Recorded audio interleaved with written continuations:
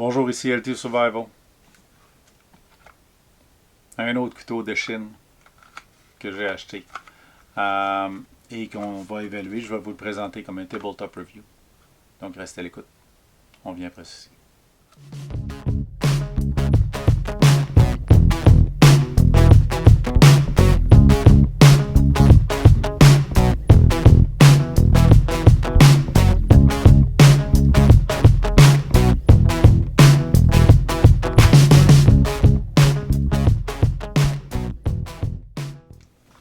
Comme vous avez vu dans l'intro, on parle aujourd'hui d'un autre couteau chinois que j'ai acheté chez Gearbest. Le couteau, c'est un Sanrenmu. Il vient dans une boîte comme ça. Celui-ci, contrairement au Ganzo, c'est un format plus petit et il vient dans une enveloppe plastique. Pas d'enveloppe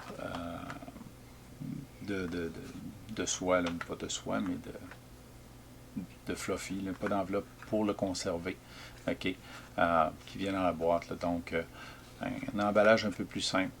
C'est normal comparativement à le prix qu'on paye pour l'autre ou pour celui-ci. Celui-ci n'est pas dispendieux. Je vous reviens avec le prix à la fin. Donc, je repositionne la caméra. On va vous montrer un close-up sur le couteau. OK. Le couteau, c'est un Sanrenmu 7010 LUC SA. C'est le numéro de série. Là. Construction stainless steel, frame lock. Avec. C'est un petit couteau. Là, comme vous pouvez voir, c'est vraiment un couteau que. C'est un 3 doigts pour moi, mais la prise est bonne. La prise est confortable. Avec une bonne position pour le doigt, on peut vraiment bien travailler avec. On repositionne la caméra puis je vous donne un close-up sur le couteau. Donc, le Sanrenmu 70 10 LUC SA, acheté chez Gearbest. Sanrenmu, leur site internet est en reconstruction, donc éventuellement ils vont revenir avec un nouveau site. C'est une compagnie chinoise encore qui font aussi de couteaux de bonne qualité. Donc, celui-ci pèse 3,1 onces, 89 grammes, la lame est faite de 8 CR13 MOV, donc la lame. Le reste, c'est en stainless. L'ensemble de la construction est stainless steel. Les dimensions, 3 pouces 3 quarts de long, fermé. Okay. 6 pouces et demi total pour les dimensions complètes au niveau de la longueur. Là, 9 cm fermé, 9,9 cm et demi, puis 16 cm et demi une fois ouvert. La longueur de la lame, 2 pouces 3 quarts ou 7 cm de long. Le clip est vraiment qu'un seul côté, donc la pointe en bas part à droite. Okay. C'est un frame lock comme vous avez vu. Les thumb studs sont ambidextres. Okay, le frame lock est ici. Il y a un trou à lanière. Et comme je disais, c'est un frame lock. Le fini sur le côté extérieur opposé, fini sur l'écaille externe, celle qui est opposée au frame lock qui est l'hélice, au lock, là, au clip. C'est comme une lime à ongles. C'est un fini un petit peu abrasif. On peut quasiment se faire les ongles dessus. Il mentionne que c'est lime à ongles, genre. Donc voilà les caractéristiques qu'on retrouve sur le couteau. Je repositionne la caméra pour on va voir. Ceux qui sont vraiment familiers avec beaucoup des couteaux qui sont sortis ont peut-être reconnu le design. Parce que Sanrenmu n'a pas pris le design dans l'air, même si c'est leur nom qui est dessus, leur logo. Ils se sont inspirés de couteaux qui se sont déjà faits. C'est ce que les compagnies chinoises font. Au lieu de pondre, celles-ci par contre ont l'honneur au moins, si on peut dire, au lieu de pondre un couteau copié avec la marque de commerce de l'autre, ben là ils ont leur propre marque de commerce, leur propre logo et des fois quelques petites variantes sur l'original. Celui-ci est inspiré d'un couteau qui est plutôt classé 250$ et plus, le Mini Srebrenza de Chris Reeves. Le design, très similaire là, à ce que Chris Reeves fait au niveau des couteaux. Des couteaux qui valent une fortune. Là. Donc, pour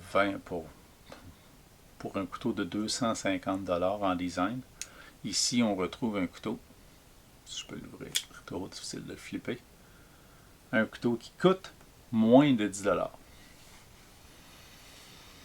Pour être exact, je l'ai payé 8,60$ en dollars canadiens. Livraison gratuite, directement à la porte. Ouais. Donc 6,69$ en dollars US, là, à peu près 8,60$ à l'époque, au moment où j'ai commandé. Là. Malheureusement, le dollar canadien fluctue très rapidement, donc une journée, tu l'achètes moins cher que l'autre et tu payes plus cher à la fin. C'est le taux de change là, qui se passe là-dedans. Donc vraiment, un couteau dont la lame est convexe, avec un petit bevel secondaire, ce qui nous donne un couteau qui est vraiment très tranchant. Là. Parce qu'il commence à en avoir vu. Donc, je l'ai vraiment levé. Là. Je ne sais pas si vous le voyez, c'est tout petit. C'est vraiment des copeaux que je lève. Là.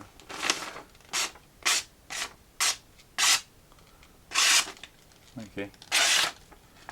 Vraiment, là, une belle performance au niveau de la coupe. Là. C'est une lame qui est très tranchante. Donc, si vous aviez à vous trouver un couteau pas cher pour mettre dans un kit de survie, par exemple, OK, et que, si je peux l'ouvrir, la lame est fiable, OK, très compacte, 3 doigts. Vraiment, j'ai une main large, plutôt large, donc malheureusement, pour moi, c'est un 3 doigts, ce couteau-là. Très compact. Il y a un bon poids dessus parce qu'il est tout en stainless. Ça nous donne vraiment un bon couteau pour mettre dans nos kits là, de survie ou dans nos boîtes. Là, des fois qu'on va. Moi, je vais le placer probablement dans mon petit sac de tous les jours là, que je traîne quand je ne suis pas en uniforme ou au travail. Mais vraiment, on l'entend bien se déployer. Donc, vraiment, là, on peut le lancer avec le pouce. Là. Fait que c'était un couteau que j'adore. C'est un couteau que je vais probablement commander d'autres unités de celui-là, mais probablement aussi d'autres modèles. San Remo a aussi une ligne. Malheureusement, comme je disais, leur site internet est pas fonctionnel. J'espère qu'il va l'être bientôt, voir les autres modèles qu'on a. Il y a une couple de modèles sur internet là, qui sont intéressants, qui ressemblent à des Kaiser ou d'autres modèles de couteaux, donc on va aller voir ça. Fait que si vous avez aimé ce type de revue, sur table, plutôt simple, cliquez le thumbs up, partagez, souscrivez à la chaîne. Ça va nous faire plaisir de vous voir sur d'autres revues comme celle-là. On se voit dans une prochaine vidéo.